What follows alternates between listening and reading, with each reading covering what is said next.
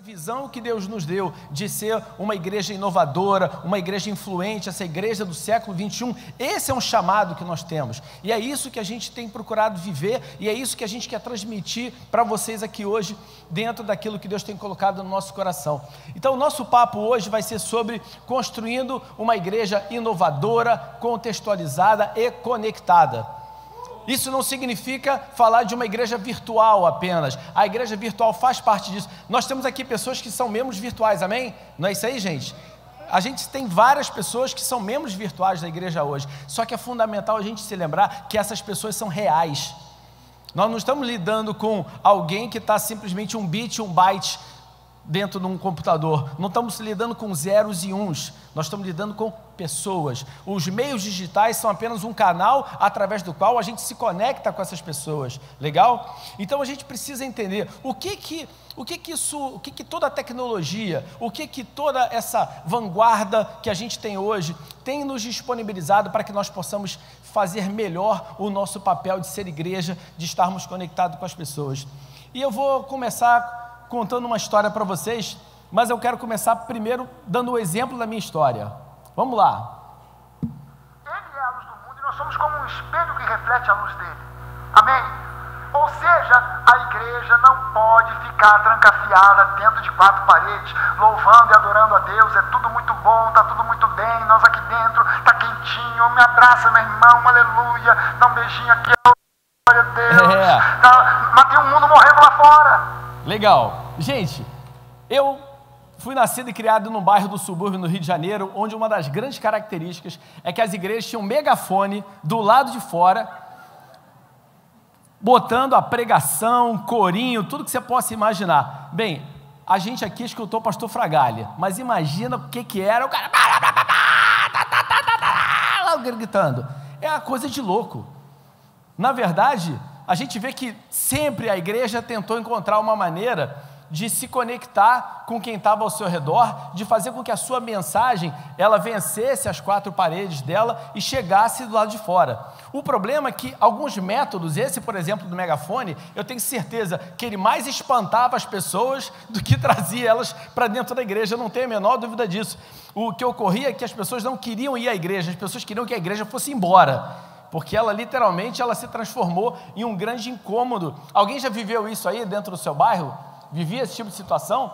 Mas é interessante, porque essa é uma realidade, e sempre buscou uma maneira de se conectar, para que a sua mensagem extrapolasse as portas, as suas paredes. O que acontece é que a gente foi vendo que isso foi mudando ao longo do tempo.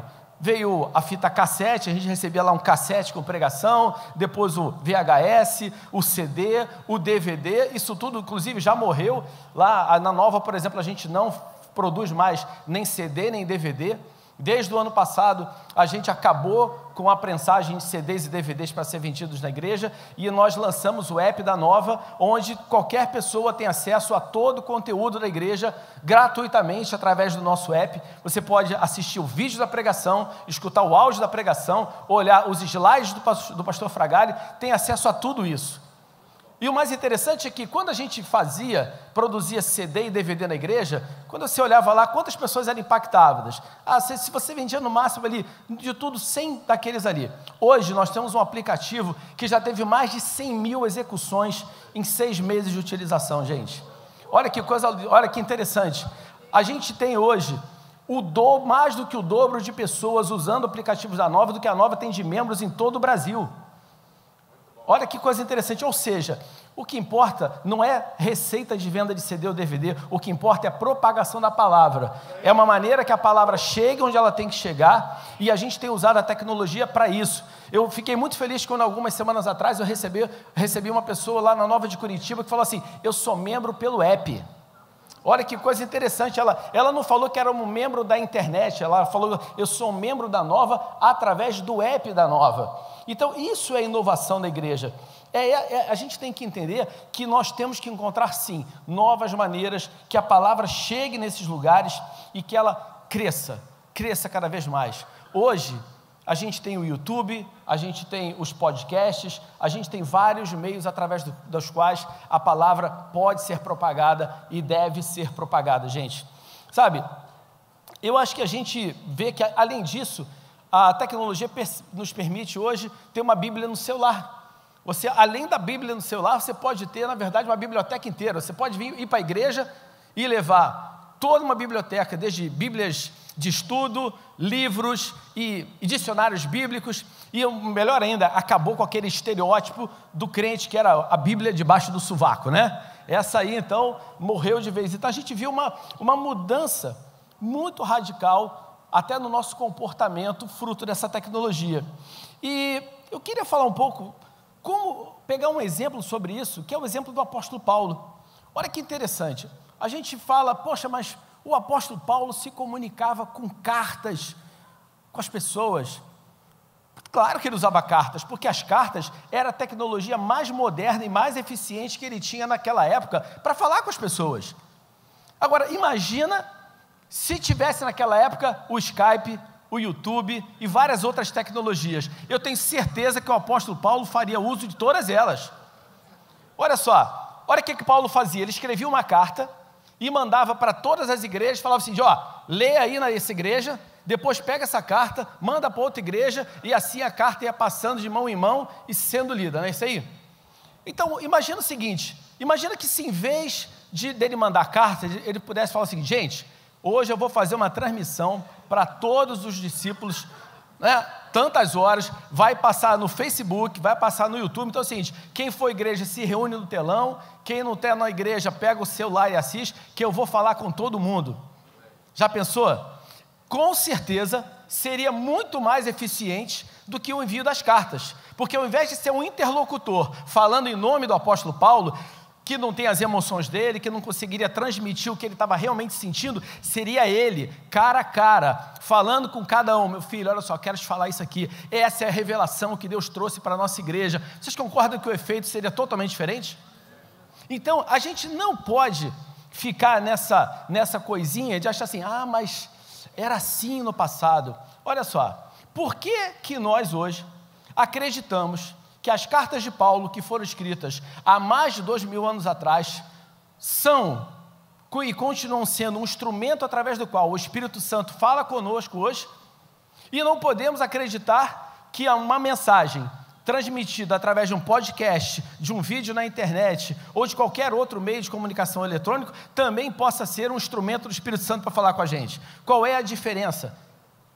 Eu estou falando apenas uma diferença a respeito da mídia que foi usada. Isso não tem nada a ver com unção. O problema é que as pessoas acreditam que manter as coisas de uma forma antiga é o que garante a unção. Não tem nada a ver com isso. Jesus foi um revolucionário na forma de levar a mensagem. Jesus, ele fez algo que os religiosos não esperavam. Enquanto todo mundo esperava aquele cara com a auréola judaica, não toque em mim, eu sou judeu. Não, ele era o cara, vamos comer, aí senta aí. Bota um peixinho, vamos assar um peixinho aqui na brasa, aqui na areia, e vamos conversar. Não é assim que ele fazia? Na verdade, Jesus, ele tornava a comunicação algo extremamente acessível e compreensível para as pessoas com quem ele falava. Então, gente, a gente tem que sair dessa coisa de achar que o antigo é o legal, que o antigo é o que é santo, que o antigo é o que mantém todo mundo dentro de um cenário que é através dessa maneira que o Espírito Santo vai falar. Sabe, tem um cara chamado Peter McGraw que ele falou o seguinte: até a Revolução Industrial, a igreja foi um líder cultural durante séculos nas artes, na tecnologia e ciência. A imprensa moderna que imprimia a Bíblia de Gutenberg foi uma invenção da igreja, mas permitimos que a história fosse reescrita. Perdemos o contato com a nossa criatividade e individualidade e paramos de pensar intencionalmente e estrategicamente através da nossa história e como ela afeta a nossa marca e a nossa cultura. A igreja tem que pensar e agir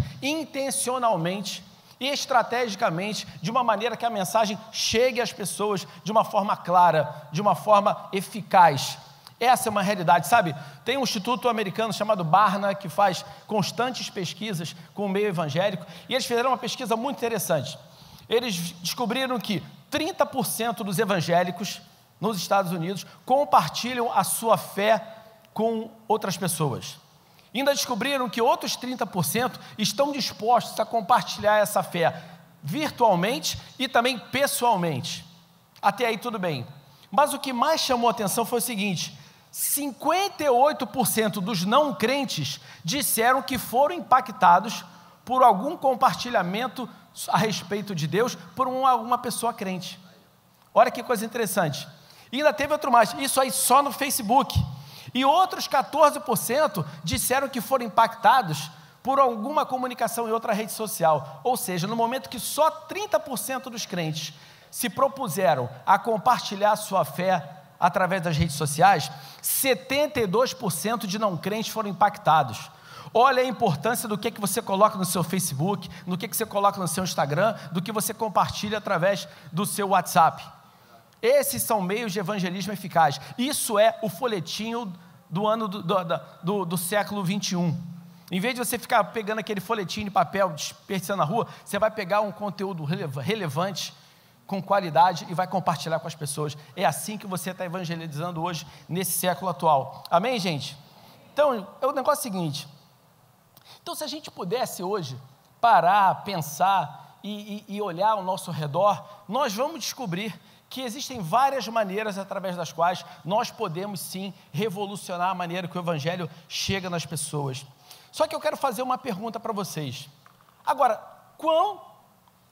realmente os pastores estão equipados e preparados para ensinar na nossa cultura atual? Eu não estou fazendo essa pergunta aqui para apontar o dedo para ninguém, não. Isso aqui é apenas uma provocação. Mas a pergunta é, como é que as pessoas aprendem hoje? Hoje a gente aprende com um tutorial no YouTube, não é verdade? Quero aprender uma coisa, eu vou lá ver um tutorial no YouTube, eu pego um podcast para escutar alguma coisa, eu vou lá no Google, eu fuço como aprendo alguma coisa.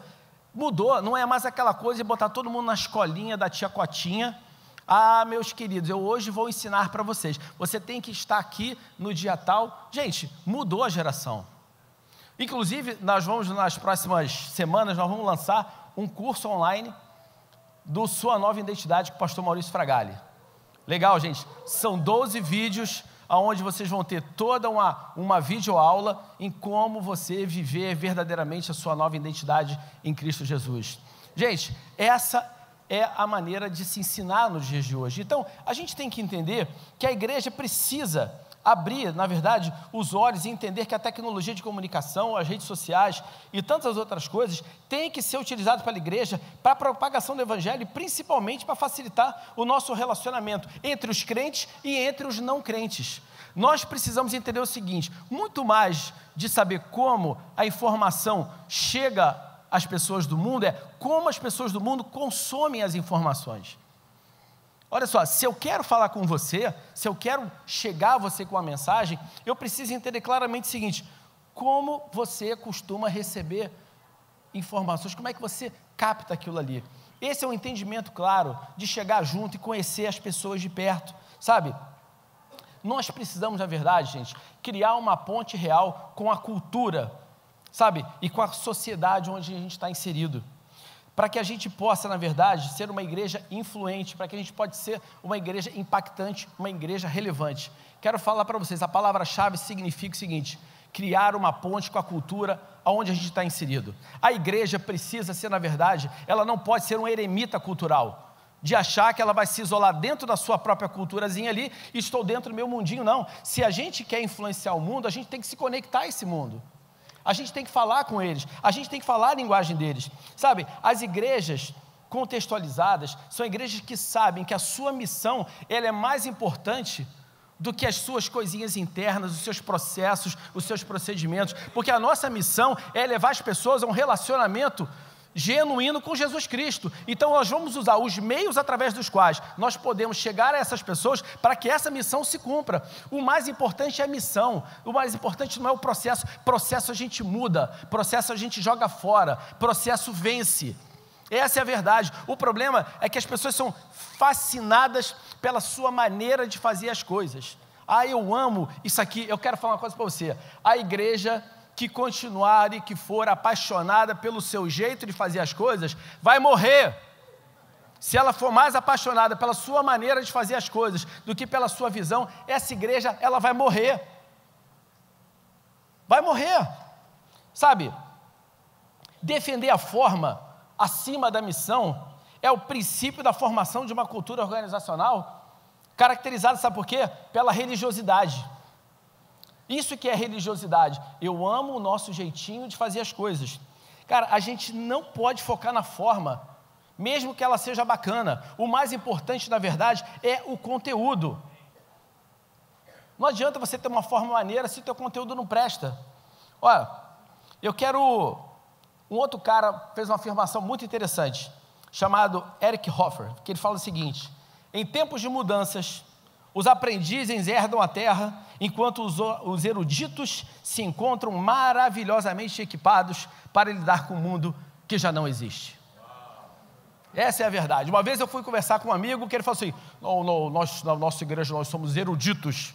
Eu falei: e o Kiko? Né? E o Kiko? E o Kiko que você é erudito? O que adianta você ser erudito? Oh, aleluia! Mas ninguém entende o que você está falando. Vai todo mundo embora da sua igreja. Na verdade, gente, a irrelevância, ela toma forma quando a mudança dentro de você, ela é mais lenta do que a mudança que está acontecendo fora de você. Essa é a verdade. A igreja, ela não pode se deixar levar por essa paralisia interna, essa letargia interna, que faz com que ela tem que ser, na verdade, um agente transformador. A igreja, ela tem que carregar a sociedade. Ela não tem que ir atrás. Sabe, gente? É uma postura totalmente diferente. Então, na verdade, é o seguinte: como liderança dessa igreja atual, quero saber o seguinte: como é que a gente tem que se posiciona e responde a questões sociais, culturais e valores que vêm continuamente se transformando ao longo dos anos? A sociedade está mudando, gente. Sabe, a única maneira que você tem para fazer isso é usar a cultura para alcançar a cultura. É fácil. De novo, gente, olha só. Cara, o apóstolo Paulo é um cara sensacional. Olha o que ele fala aqui em 1 Coríntios 9, de 19 a 23.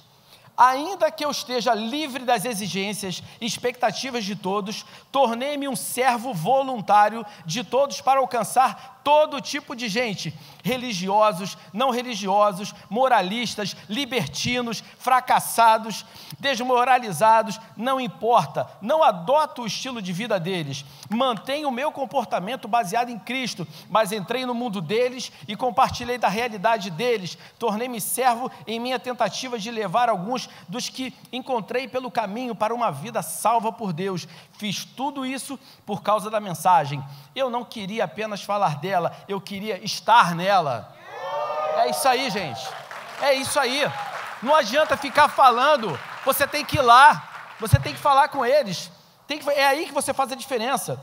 Gente, a cultura que a gente vive não é única. Na verdade, toda igreja tem uma cultura. Agora, a sua cultura, ela pode ser uma barreira ou ela pode ser uma ponte.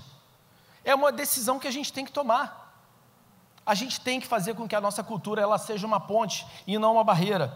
Sabe, é hora das igrejas acabarem com o irrelevante, com aquilo que não tem sentido, com os aleluias, com os glória a Deus.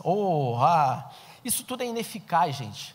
A gente tem que acabar com aquilo que é ineficaz dentro da igreja e fazer uso daquilo que realmente faz a diferença, daquilo que vai mudar o cenário.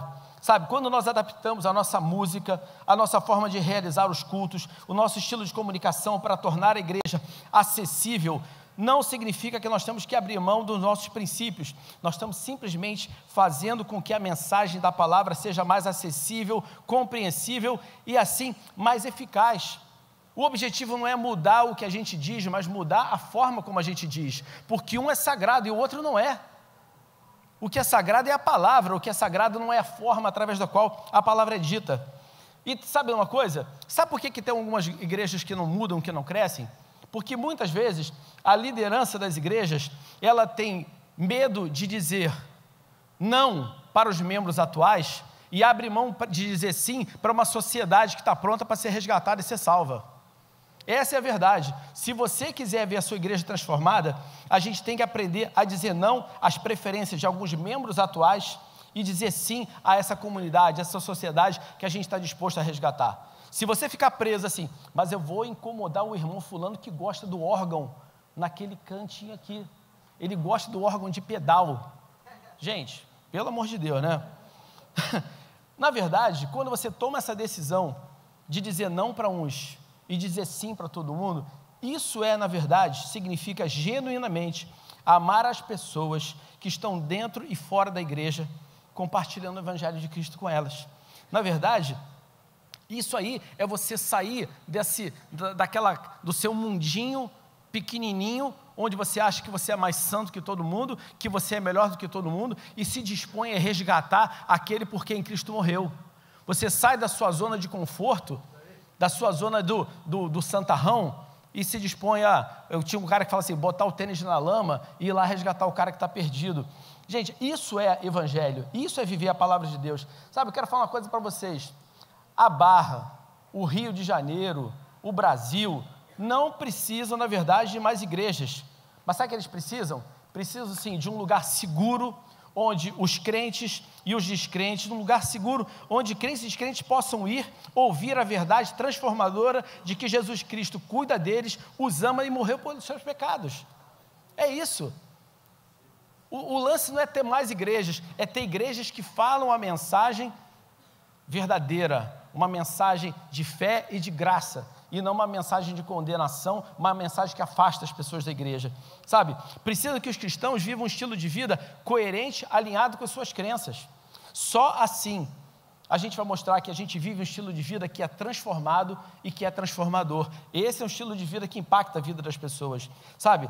O objetivo da igreja não deve ser aumentar a sua fatia de mercado regional, mas sim, na verdade, aumentar a sua influência sobre as pessoas, para que possa trazer salvação e transformação de vidas.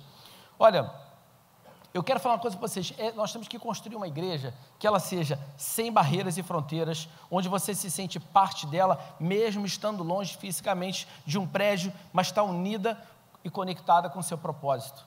A gente tem vivido isso, por exemplo, com os nossos grupos de conexão. Nós temos vários grupos de conexão fora do Rio de Janeiro, com pessoas que nunca tinham vindo aqui na Nova, e estão completamente alinhados com a nossa visão, com o nosso propósito, e a gente tem visto Deus fazer uma obra, a gente tem visto isso acontecer. Olha, há 3 semanas atrás, nós fizemos o primeiro batismo do grupo de conexão da Nova em Portugal, onde 3 portugueses aceitaram Jesus e foram batizados lá.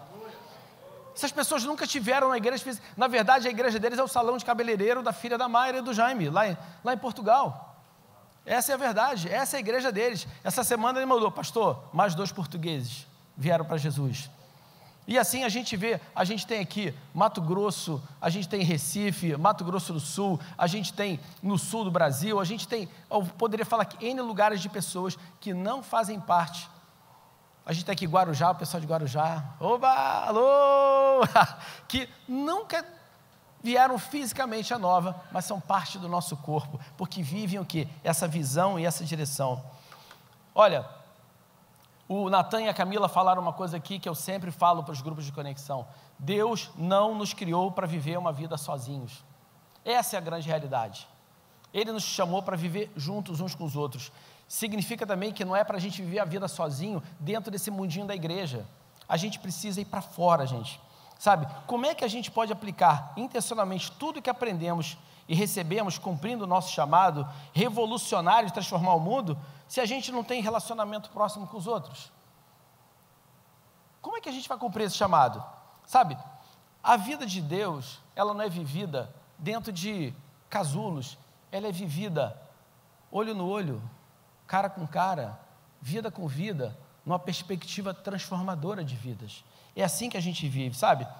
A gente tem vivido no mundo e no Brasil o surgimento das mega igrejas, e eu pessoalmente acho isso ótimo, porque eu acredito que uma igreja com 1000 pessoas ela é mais influente do que 10 igrejas com 100. Não estou dizendo que não tem que ter, mas eu acredito nisso, até para uma questão até de escala, mas porque a igreja acaba ganhando importância, e principalmente se essas igrejas têm visões alinhadas.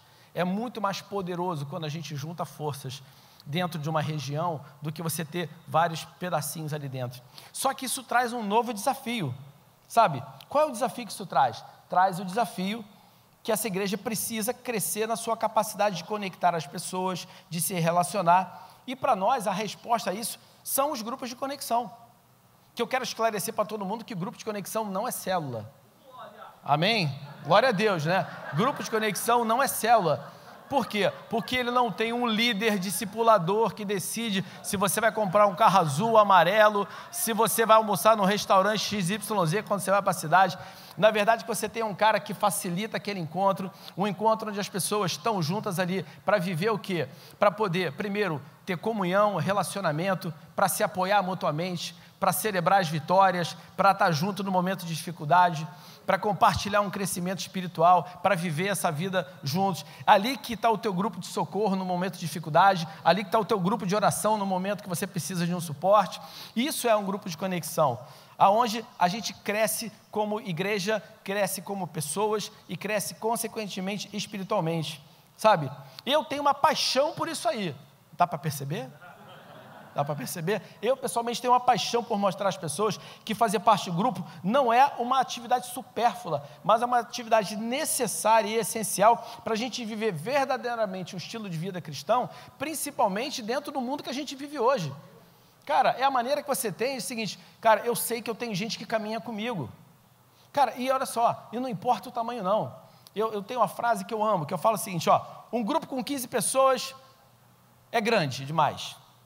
Com 12 está bom, com 10 está ótimo, com 8 está maravilhoso, cara, com 6, cara, está excelente. Um grupo com 4 pessoas é sensacional.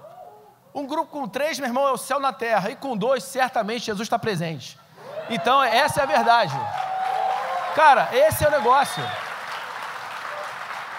O negócio não é você fazer igrejinha dentro da sua casa, é você colar com gente que vai viver contigo, cara. Conspiração significa respirar junto, sabia disso?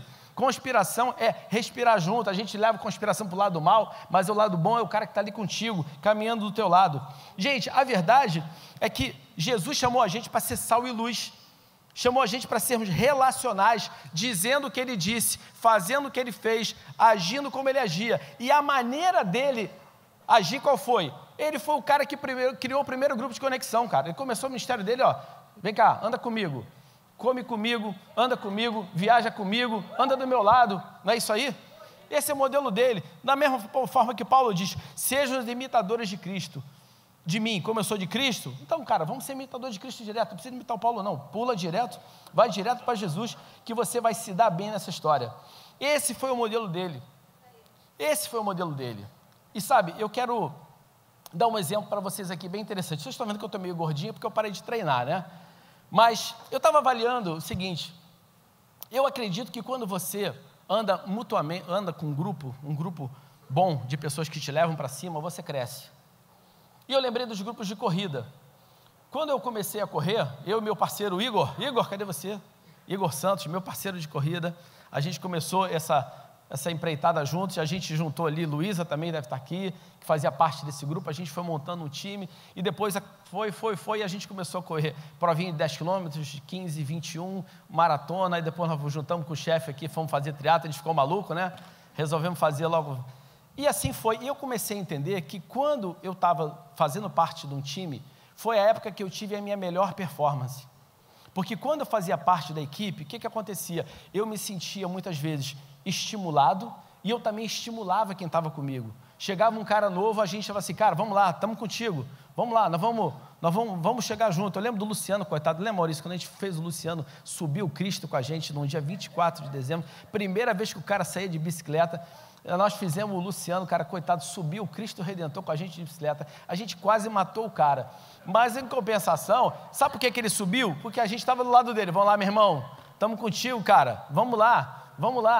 Então, eu entendo que quando você caminha com alguém, quando você caminha com um grupo, você cresce, e você cresce não só porque você é apoiado, você cresce porque você também apoia, porque você também ajuda, porque você também anda junto com ele, sabe? Eu também aprendi a importância e o diferencial que faz você ter bons equipamentos, você andar você ter um bom tênis, você ter uma boa bicicleta, você usar uma roupa adequada. Então, quando você junta essa coisa de usar a tecnologia adequada, com o propósito adequado, sabe, e andando com pessoas que vão crescer junto com você, que você vai apoiar juntos, aí você criou a equação da vitória. Isso é que a gente fala dessa igreja conectada, essa igreja que realmente usa a tecnologia a seu favor, ela não vive pela tecnologia, ela faz a tecnologia servir a ela. eu quero terminar esse papo aqui, dentro dessa ideia, de novo chamando aqui o apóstolo Paulo, quando ele fala o seguinte para a gente. 1 Coríntios 9, 24 a 27.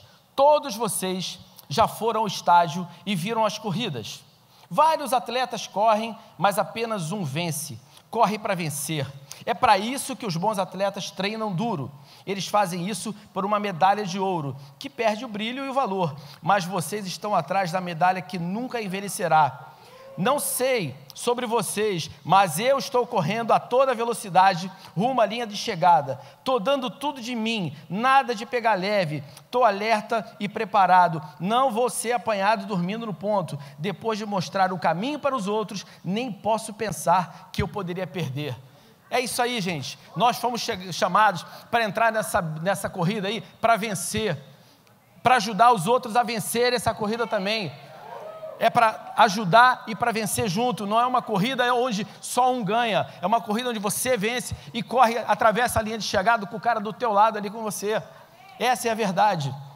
Olha, a verdade, gente, é que a igreja do século 21 é uma igreja inovadora, contextualizada e conectada, mas é uma igreja que sabe que a sua missão é mais importante do que qualquer opinião, tradição ou cultura, e está disposta a investir no melhor da tecnologia, no melhor das pessoas, para as pessoas e para o engrandecimento do reino de Deus. Valeu, galera! Faça a sua igreja ser uma igreja vitoriosa e inovadora.